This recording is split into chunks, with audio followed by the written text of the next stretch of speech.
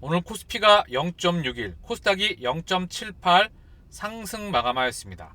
셀트리온이 2.23, 헬스케어가 1.48, 제약이 1.61로 삼형제가 나란히 상승 마감하였어요. 자, 주요 뉴스인데요. 돌아온 외국인 2개월 만에 1조 넘게 매수, 중국 봉쇄 해제의 두 얼굴, 상하이 급등, 외인 1조 순매수, 환율 1원가량 내리며 사흘 연속 하락. 자, 시장에 굉장히 긍정적인 신호들이 이미 나오고 있습니다. 제가 끊임없이 계속해서 매크로를 말씀드리면서 시장 지표를 언급드렸었어요. 달러가 약세로 이미 전환이 되고 있다.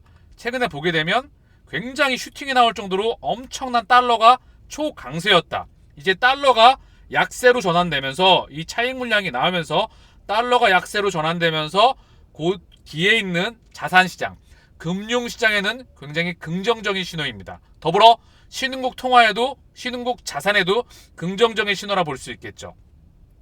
원달러 환율 또한 최근에 굉장히 1,300원에 가까웠어요. 1,290원 고점을 딱 찍고 그리고 하락으로 전환했다. 원화가 강세에 대한 소리죠. 고로 증시, 더불어 자산시장에는 긍정적인 한 시그널이 이미 나오고 있었고, 나스닥이 최근에 이미 상승 3일 연속 급등을 보였다. 3.33 그리고 2.68 그리고 1.51 3일 내리 나스닥이 고점 저점을 찍고 반등에 나왔던 부분이다. 이미 고점과 저점의 하락폭이 마이너스 30%에 육박했고요. 코로나 팬데믹 때 마이너스 32%였다. 많이 빠졌기 때문에 반등이 나올 수 있는 시기에 들어와 있었다. 그러나 시장에서는 모든 미디어가 대부분 10개 미디어 중에 9개 미디어가 온통 공포로 뒤덮였고, 버블이 꺼지고 인플레이션에 대한 우려로 인해서 연준의 빅스텝, 우크라이나에 대한 우시와 그리고 이런 모든 미디어가 공포로 뒤덮여서 개인 투자자가 진입을 못하게 만들었죠. 그들은 결국 이 바닥권에서 손바뀜이 이미 일어났을 거라 생각을 합니다. 자, 그래서 좀 정리를 하면 시장은 원화 강세, 달러 약세, 시장 금리, 미 국채 10년물의 하락을 이미 볼 수 있습니다. 자, 보게 되면은요, 미 국채 10년물도 슈팅이 강하게 나왔다가 지금 하락이 나왔죠. 금리가 약세, 그리고 환율이 지금 돌아섰다. 그러면 당연히 증시에 자산시장에도 훈풍이 불 수밖에 없을 거라 생각을 해요. 그래서 시장 이슈를 보게 되면 인플레, 명분은 인플레 우려의 완화다. 명분이에요. 인플레가 갑자기 떨어집니까? 우크라이나 이슈가 끝났습니까? 팬데믹이 엔데믹으로 전환되면서 막 공장이 막 지금은 가동되고 있으나 갑자기 이게 떨어질까요? 명분, 상하이 봉쇄 해제가 일부 되었습니다. 연준의 움직임을 체킹해봐야 되겠죠. 더불어서 우리는 이것으로 알 수 있습니다. 금리와 환율, 그리고 금융시장, 미디어를 통해서 쩐주들 의도대로 바닥권에서 극단의 공포를 대중에게 공포를 심어주고 물량을 뺏어가며 고점에서는 극단의 환호와 탐욕으로 영끌까지 끌어가 물량을 넘깁니다. 이들의 속마음과 움직임, 이들의 움직임을 읽어내야죠. 셀트리온의 마치 공매도의 움직임과 비슷합니다. 개인 투자자가 절대 돈을 벌어가기 그렇게 원하지 않아요. 늘 개인 투자자의 물량을 뺏어오고 고점에서는 넘기죠. 그래서 셀트리온 항상 기업 가치, 펀더멘탈, 투자 대상의 가치는 끊임없이 확장하고 있습니다. 자, 셀트리온의 차트인데요. 21선을 돌파하고 안착하고 있는 모습이에요. 아랫골이 달고 양봉으로 꽉 차고 끝났습니다. 자, 그동안에 워낙에 많이 빠졌기 때문에 당연히 들어오는 거라 생각해요. 오늘 공매도 창구들이 상당히 많이, 우리가 보고 있던 공매도의 주 창구가 상당히 많이 포진되어 있었습니다. 자, 잠시 공매도의 창구의 출현 모습을 좀 보게 되면 골드만, UBS, CS, 모건스탠리, 메릴 린치 계속 공매도의 주 창구들이 오늘 하루 종일 왔다 갔다 출현을 했었습니다. 자, 그리고 주봉으로 지금 21선, 주봉으로 20주봉을 지금 딱 막고 있거든요. 주봉으로 20주봉 돌파하는 게 중요합니다. 여기 이평선들이 다 모여있죠. 요거를 돌파해내고 차츰 이평선들이 지금 응집해 가면, 모아지게 되면 여기서 거래량이 터지면서 한번 추세가 전환될 수 있는 시기를 기다려볼 수 있도록 하고요. 헬스케어도 20주봉 지금 딱 막혀있죠. 셀트리온과 똑같은 모습이고요. 자, 일봉상으로 보게 되면 자 60일 선에 맞아 있어요. 요거 돌파해야 되겠죠. 자, 제약을 보게 돼도 현재 일봉상으로는 21선을 돌파했다. 삼형제가 나란히 같은 모습입니다. 그리고 20주봉과 지금 11주 결국 이 20주봉을 돌파를 거래량이 동반되면서 해야 되리라 생각합니다. 자, 셀트리온의 1분봉입니다. 자, 보게 되면은요, 장 마감 동시효과 때 지금 탁 하고 튀죠? 여기 보면 점으로 튀었어요. 근데 거래량이 보게 되면 20만 7천 주가 장 마감 동시효과 때 터졌습니다. 자, 최근에 셀트리온의 그림인데요, 거의 장 마감 동시효과 때 보지 못했던 그림입니다.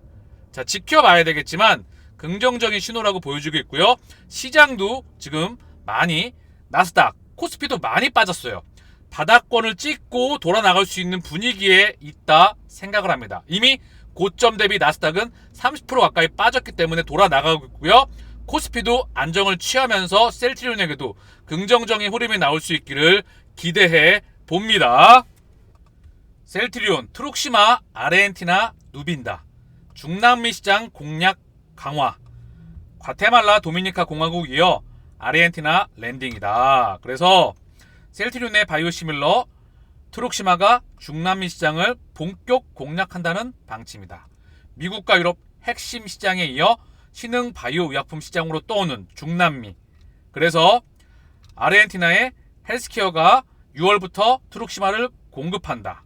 과테말라와 도미니카 공화국 등의 출시로 중남미 시장에서 브랜드 인지도를 쌓고 있다.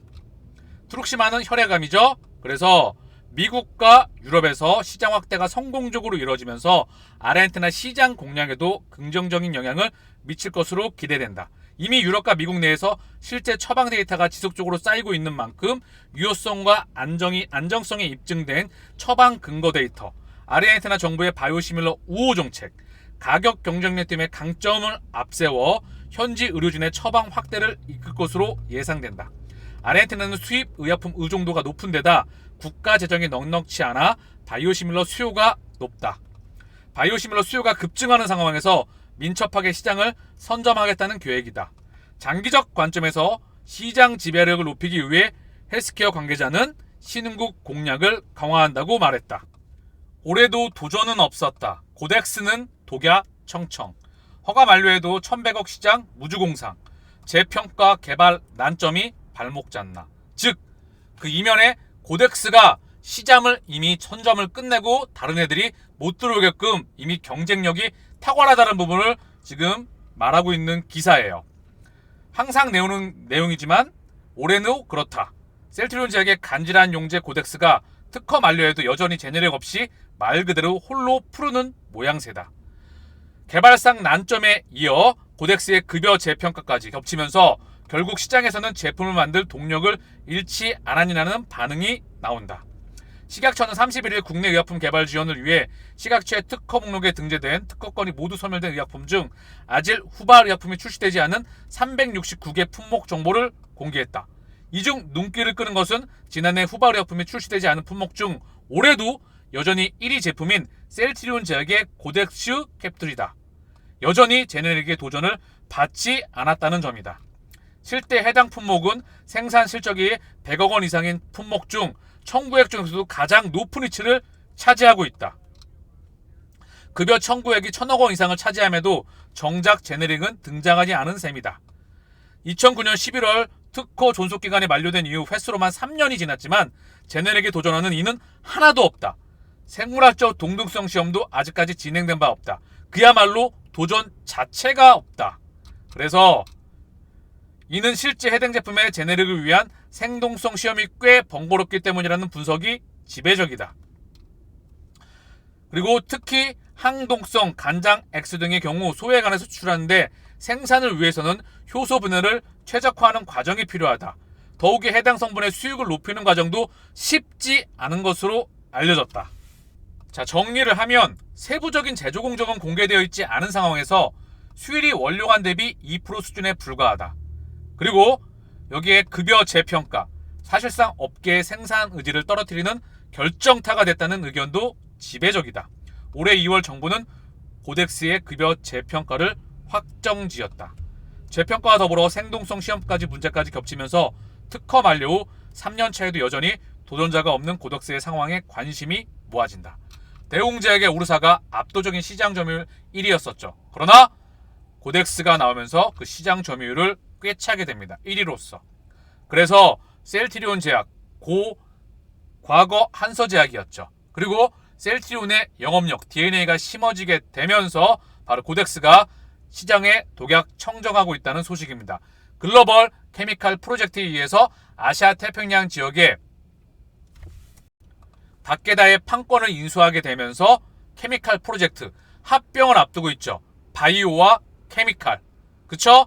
그리고 여기에 생산과 판매와 연구와 개발과 허가와 모든 빅팜들이 갖추어 나갈 수 있는 부분을 만들어 나가고 있습니다. 회사는 계속해서 끊임없이 성장해 나가고 있어요. 그래서 언급을 좀 드리면 다시 한번 우리의 숫자는 계속해서 증가해 나갈 것입니다. 숫자로 검증해 나갈 것이고요. 지금 차례로 제가 체크해 놓았던 매물대를 이미 합병과 기업 가치의 성장이 나오게 되면 고점을 돌파하는 시간은 탄력이 붙으면 8개월이면 돌파한다 보고 있다. 회사의 성장 충분히 모니터링 할 만하다. 그쵸?